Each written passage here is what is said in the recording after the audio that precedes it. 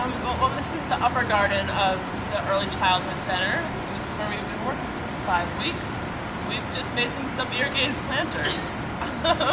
So I'm Pierana Pironi, and I'm director of the College Now program at Brooklyn College. The Community Roots program is part of our college readiness program. It's a summer school and community gardening program in which high school students, college students, and community members work together around gardening and public space. We focus on weekly themes, and our weekly theme was waste and recycling. We were looking for an artist to come in to do a creative planting activity. My name is Noel Heffley. I'm the visiting environmental artist for the Community Roots program. I was interested in working with the kids to use the arts to investigate ecology and ways of connecting to the environment. This past week we created vertical planters out of repurposed soda bottles. Take a look. So over here we have a olive tank. We fill up the bottom of the bottle, and we suck it in the hole right here so that when we pour water, it goes directly to the plant. And we filled the olive tank with soil about halfway, and we planted plants on each side.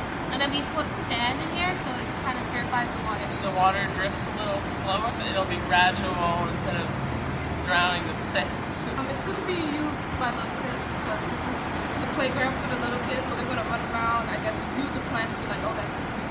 I guess they're just going to view the plants. And I put a message, don't pull the plants. I was going to put Dracula or something to make them say, like, but instead it might scare the kids, so I just put a hand pulling the plant and say, do not pull. We drew pictures on the olive containers to make it more friendly. We put a liter soda bottle inside the planter, and we drilled a hole and made it sideways, and we put a slit in the top and created a wicking system and pulled a piece of felt through, and we uncapped the top, and then we watered through this, and it gradually waters the plant through the wicking system.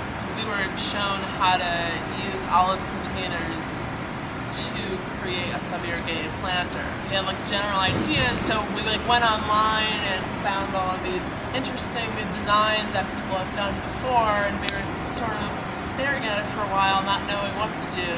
But we figured it out and used our imaginations, and we decided to do 2 different models. To experiment. Yeah. And don't give up.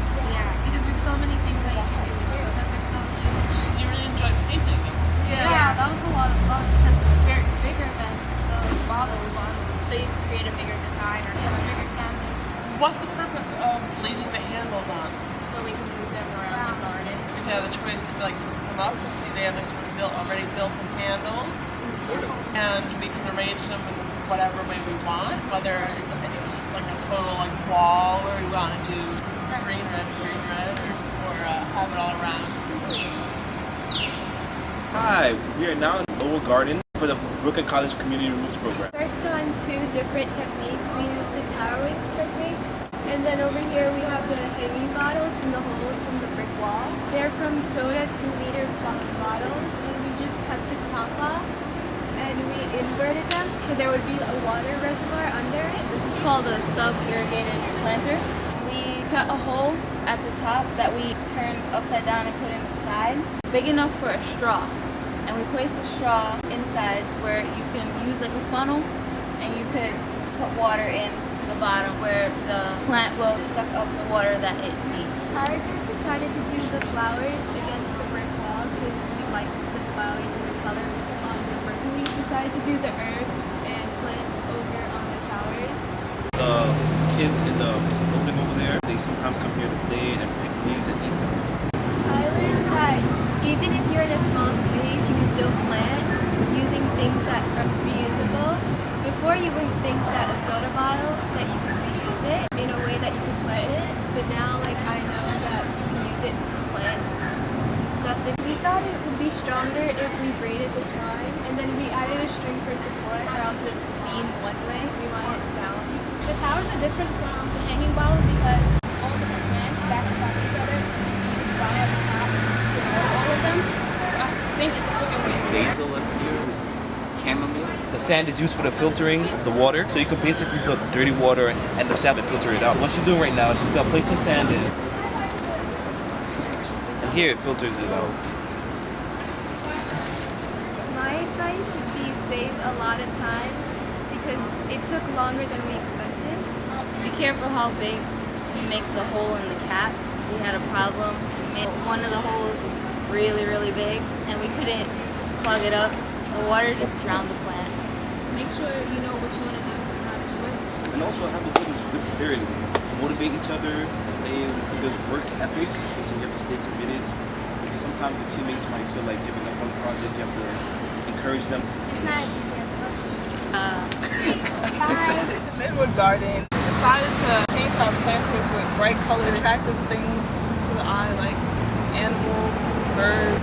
Planted the beans here in the corner because we figured the beans would grow up and around, and the vines would grow right here on this wire here. That's our water filtration system. There's a little hole in the cap, so the water only drips out. When it rains, the water's captured because the top is cut out, and then the pink sand is going to filter to the water. So if you touch it all the way down here, the soil is a bit moist. It's a pretty way to recycle your bottles. We cut the bottles, we punch holes here to hold up the plant. We put the top half of the soda bottle inside at the bottom, upside down. We drill some pretty small holes into the cap and also around the bottom.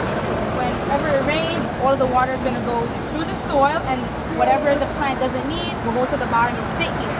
So whenever it does get dry and it needs more water, it'll be able to pull it up from the bottom. There's a hole here, overflow. We don't want it to be soaked. The remaining water will be able to drop out here, fall into the soil right here.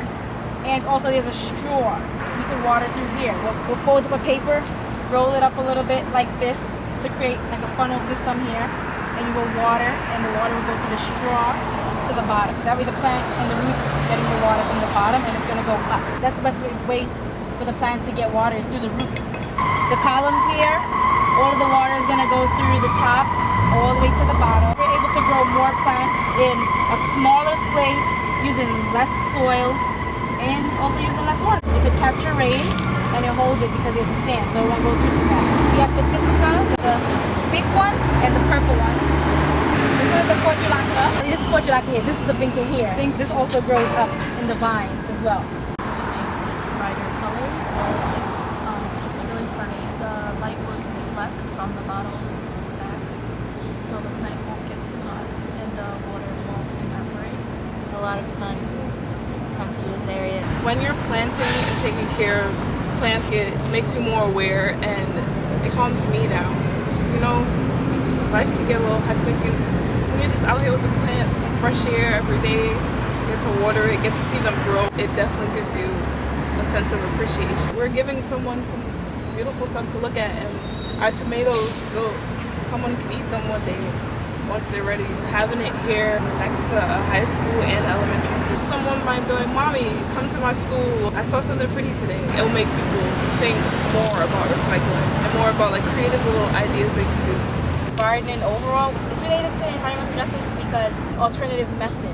You're not going to big corporations and grocery markets to buy your produce. You're able to grow it on your own, independently in your own garden. You know what's going into it. You know there's no pesticides. You know what you're putting in your soil. You know where the water is coming from. You're more connected to the food here through gardening versus you going to a grocery market and picking something off the shelf and not knowing where it's coming from. We're growing tomatoes because tomatoes, it's in season right now.